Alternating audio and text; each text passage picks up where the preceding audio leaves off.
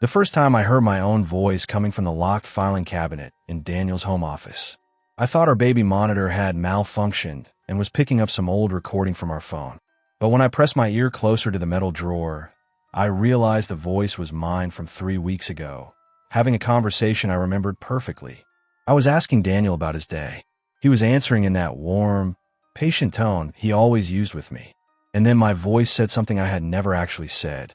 The words were in my cadence, my inflection, but they were lines I had never spoken. Daniel and I had been married for 5 years when we moved to Spokane for his job transfer. He worked in software development and spent most evenings in his home office after dinner, which I never questioned because he had always been diligent about his career. I worked part-time as a medical transcriptionist from home, which meant I was in the house far more than he probably anticipated when we first moved in. Our life together was stable in the way that makes other people envious. We rarely argued. We split household responsibilities fairly. We talked about starting a family soon.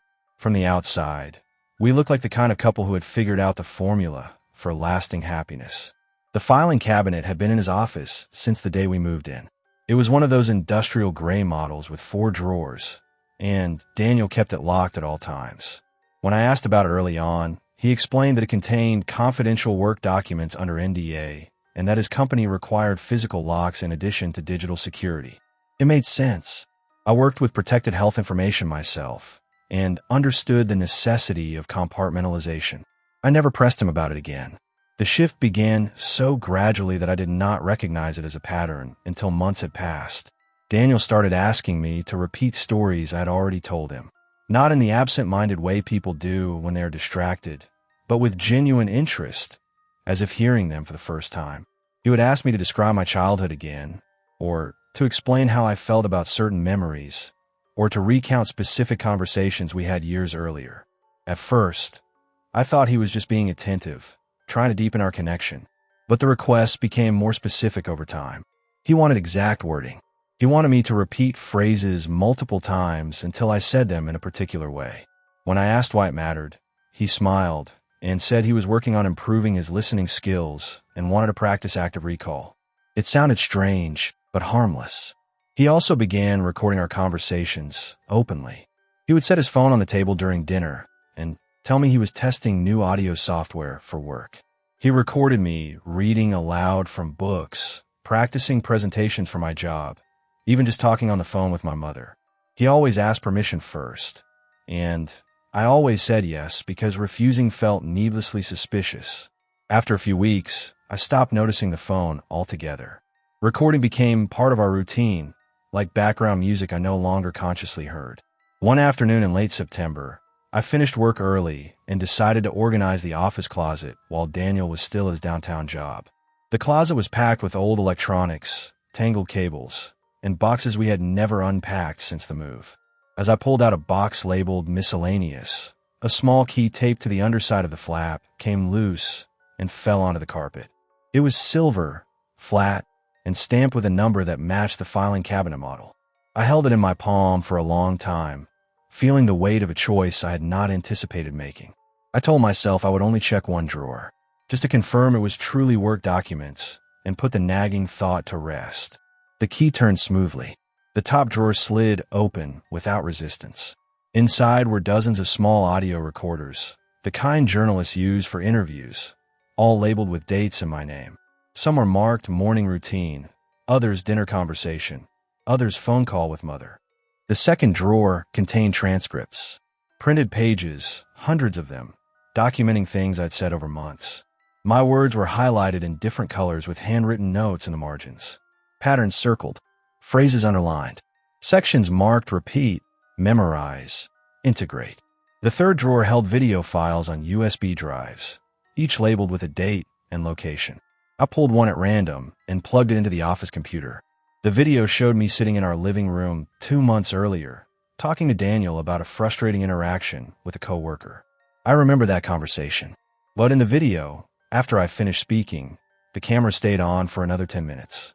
Daniel sat silently across from me, watching my face, his lips moving slightly, as if rehearsing a response.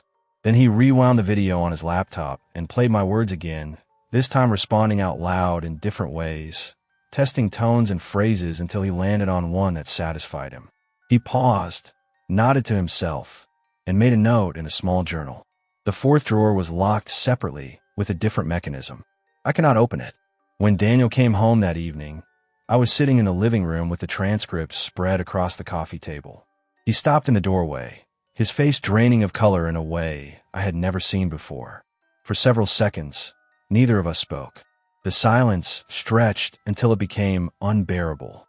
Then he sat down slowly across from me and asked in a voice barely louder than a whisper if I had opened the fourth drawer. I told him I could not. He nodded, almost relieved, and said that was good, that I should not. He told me he had been practicing.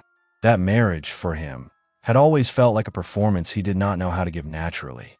He said he loved me, but did not trust his instincts to respond correctly in emotional situations. The recordings were his way of studying me, of learning the patterns of how I communicated, so he could become better at being the partner I needed.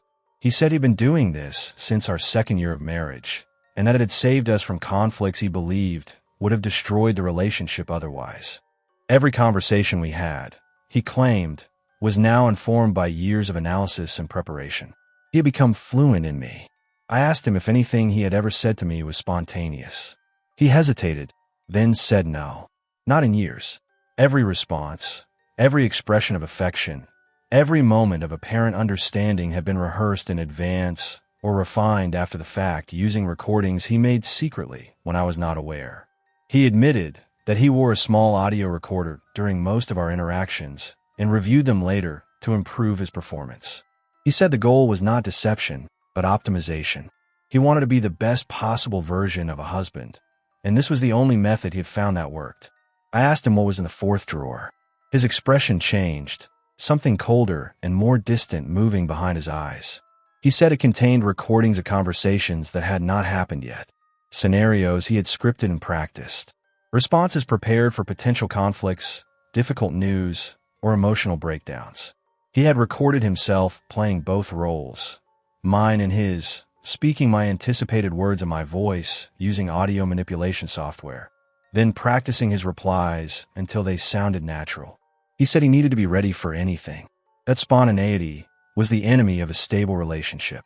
I asked him how he had gotten my voice accurate enough to script full conversations. He went quiet for a long time.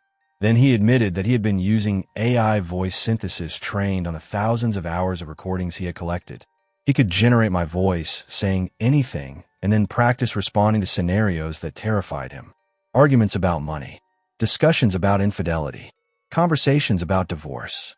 He said he had lived through our separation hundreds of times in audio simulations, so that if it ever happened in reality, he would not be caught unprepared. That night, I did not sleep in our bed.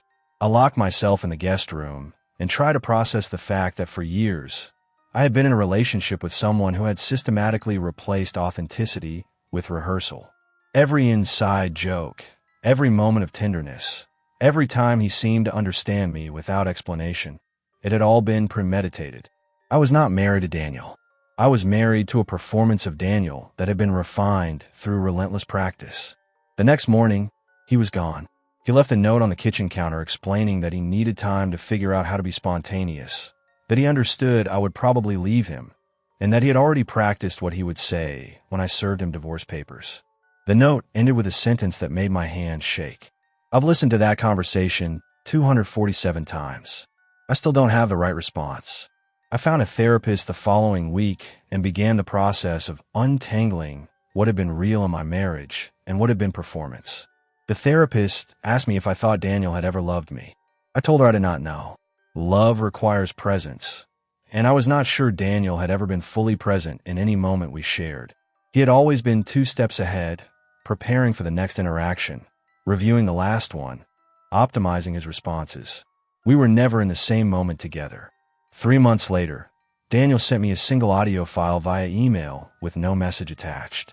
Against my better judgment, I played it. It was him speaking to an empty room, rambling and unpolished, stopping and starting, his voice cracking with emotion. He said he'd been trying to talk to me without preparation for weeks, and that it was the hardest thing he had ever done. He said he did not know who he was when he was not performing.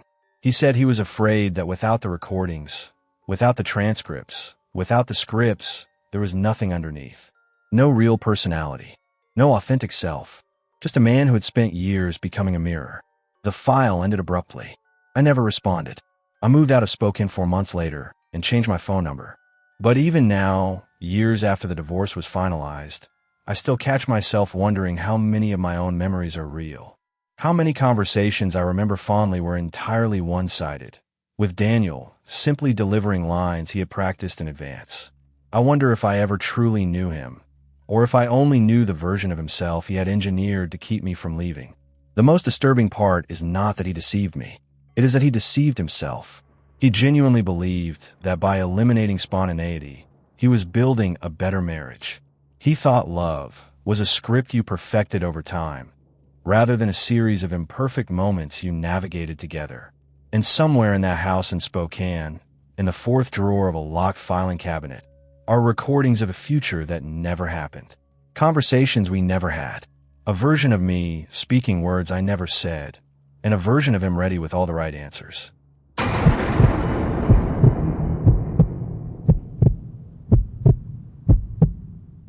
The first time I found my own name in Victor's architectural inspection reports, I was looking for a warranty document for our dishwasher and stumbled across a filing box labeled residential assessments.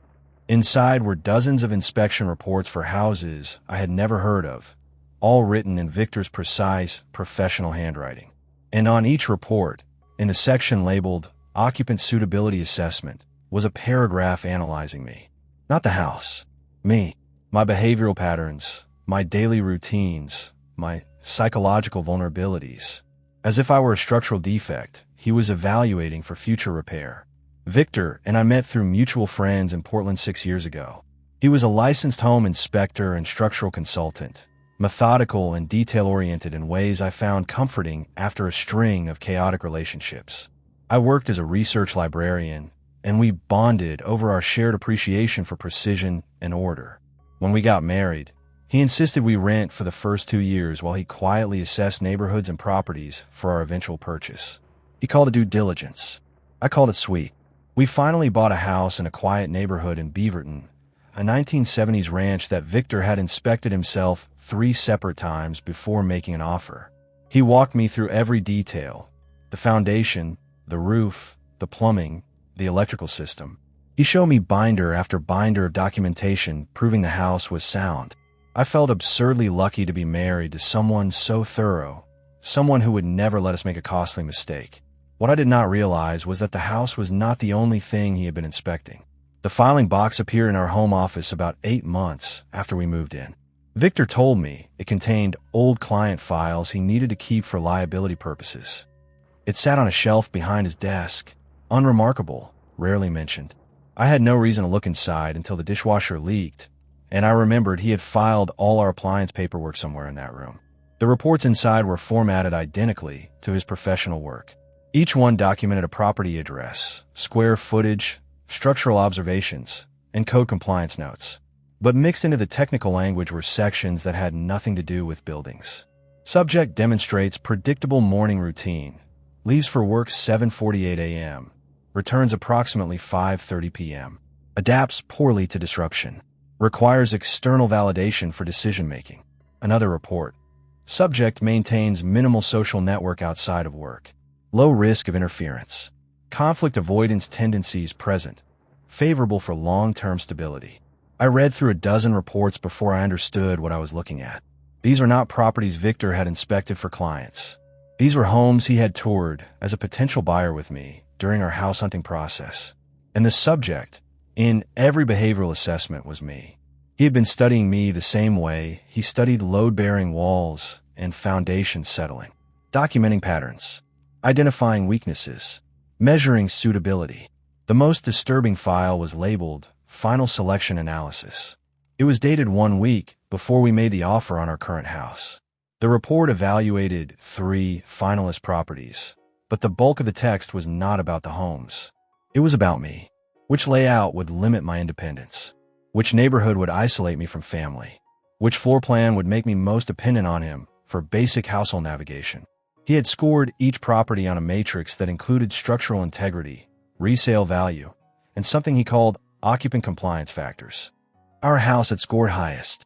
That night, I sat in the office for hours after Victor fell asleep, reading through every document. Some were years old, dating back to before we were even engaged. Reports on apartments we had looked at together.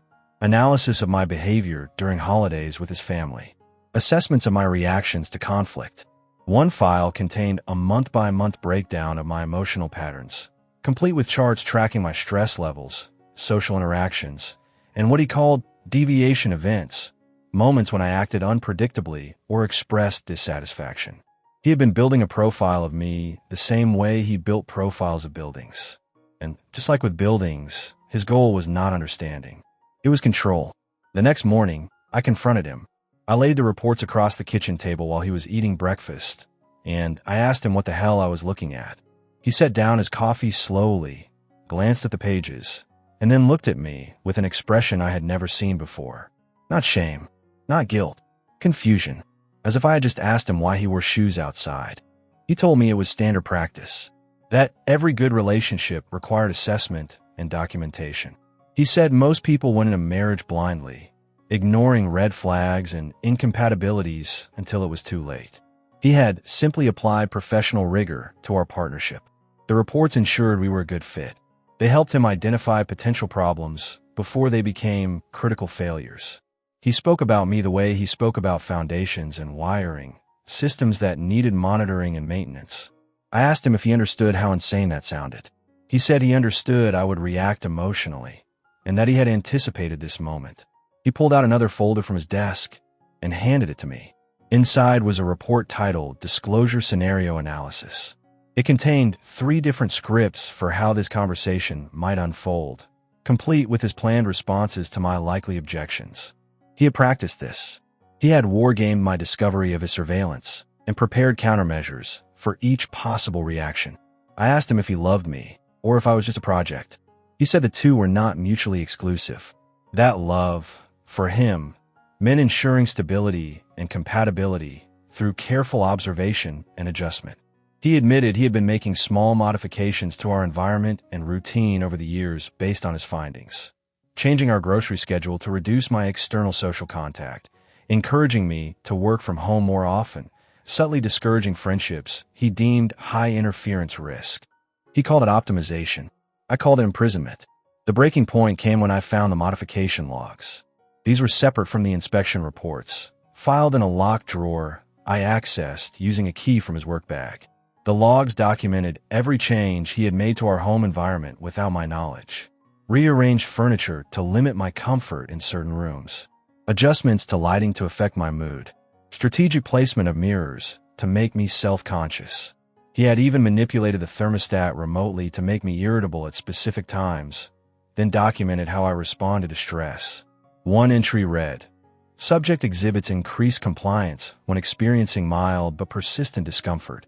Recommend maintaining bedroom temperature at 64 degrees Fahrenheit during conflict discussions." He had been engineering my behavior the same way he would engineer a building's climate control system. When I told him I was leaving, he did not argue. He simply pulled out another folder, this one labeled Separation Protocols. Inside was a detailed plan for how our divorce would proceed, including financial projections, custody arrangements for assets, and a timeline for when I would most likely return. He had calculated that I would come back within 6 months due to financial strain and lack of external support. He had already drafted the reconciliation agreement. The document ended with a section titled Post-Return Modifications that outlined how he would restructure our relationship to prevent future deviation. Increased monitoring, reduced autonomy, what he called corrective environmental design. I moved out the next day and stayed with my sister in Seattle. Victor sent me a single email 3 weeks later. No apologies, no explanations, just a link to a shared folder containing every report he had ever written about me, now organized and indexed for my reference. The subject line read, "Full disclosure, as requested." I never opened the folder. 2 years later, I am still unraveling the psychological damage of living with someone who saw me as a system to be inspected rather than a person to be loved. My therapist says it is a rare form of coercive control. Not physical, not overtly abusive, but suffocating in its precision. Victor never hit me. He never yelled. He simply studied me until he knew exactly how to build a cage I would not recognize as confinement. The worst part is not what he did. It is how invisible it was. To everyone outside our marriage, Victor was a devoted, thoughtful husband. Attentive, considerate, always planning ahead. No one saw the reports. No one knew that every kind gesture, every thoughtful surprise, every moment of apparent understanding was calculated and documented. I have started dating again, slowly, but I find myself watching for signs. Does he ask too many questions? Does he remember details too precisely? Does he take notes when I am not looking? I know it is irrational. I know most people do not pathologically document their partners. But Victor taught me that sometimes the most dangerous person in your life is the one who loves you like an architect loves a blueprint. Not for what you are, but for what you can be made into with enough careful modification and control. And somewhere in a house in Beaverton, in a filing box behind a desk, are reports on a version of me I no longer recognize. Behavior patterns that no longer exist. Vulnerabilities I have learned to guard. Victor may still be updating those files for all I know, tracking my absence the same way he once tracked my presence, documenting my escape as just another deviation event in a system that was never designed to let me leave.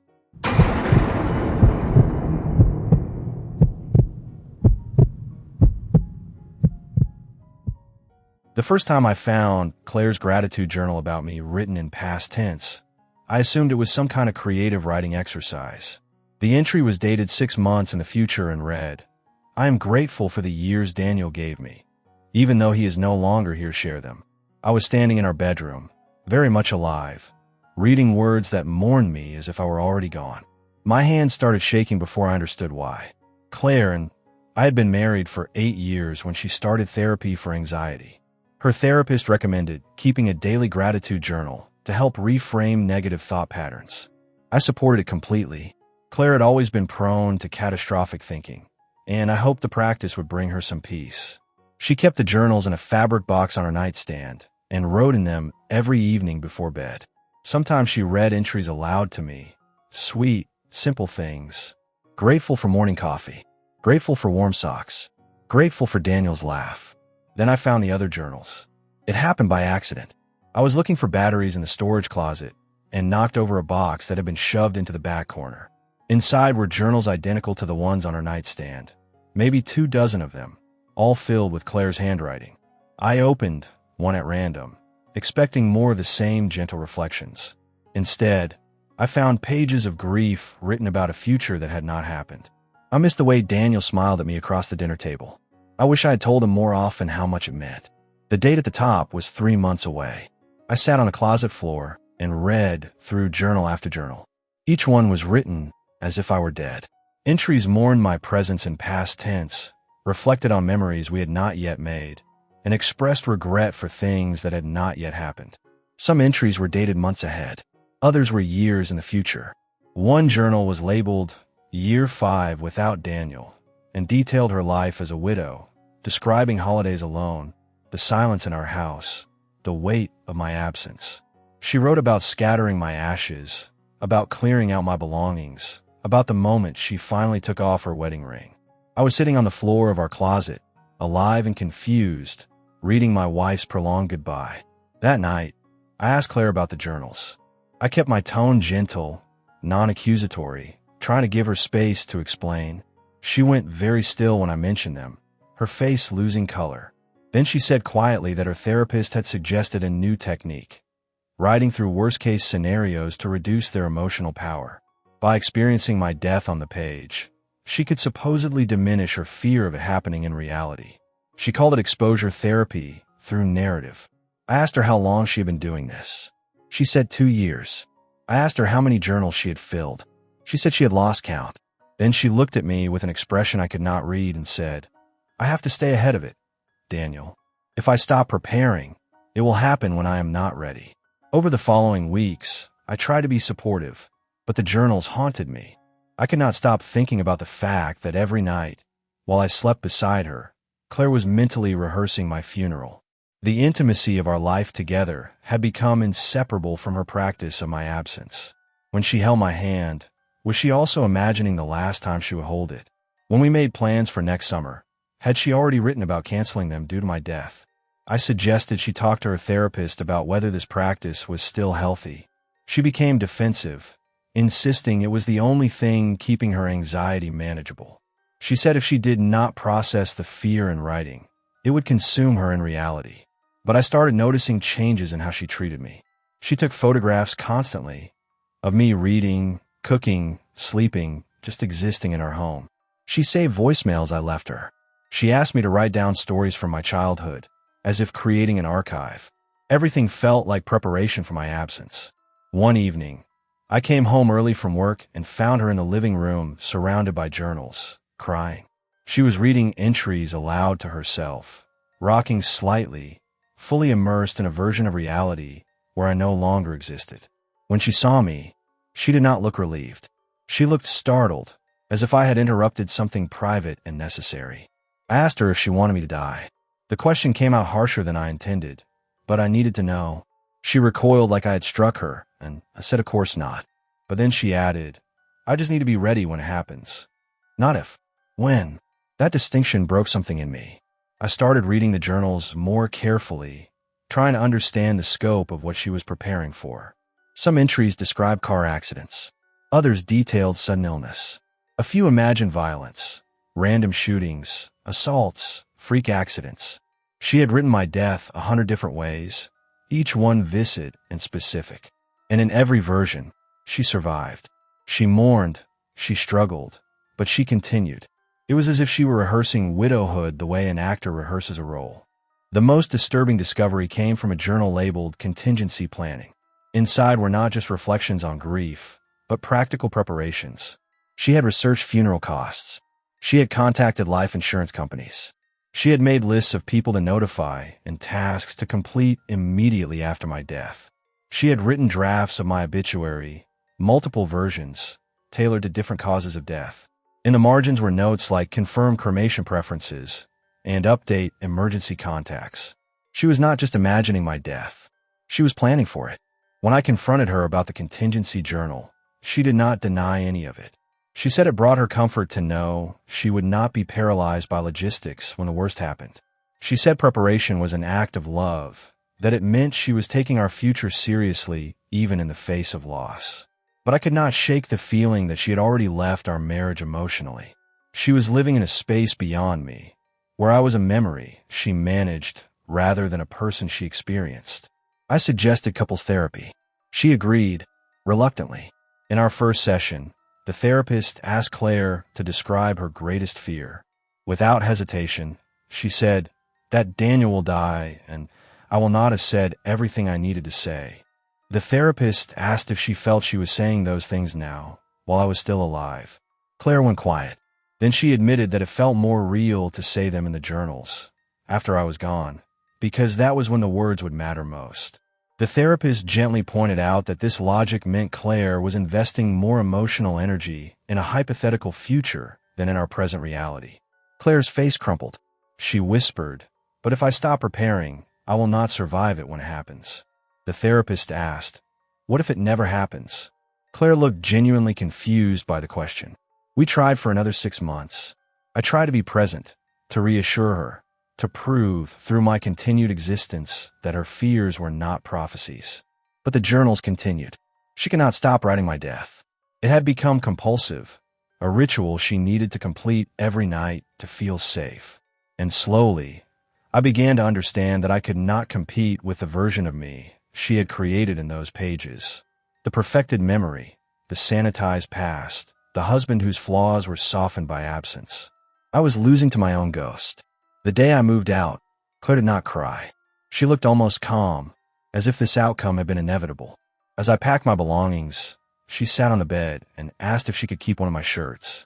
For comfort, she said. I gave her one, and as I handed it to her, I realized she was already cataloging the moment.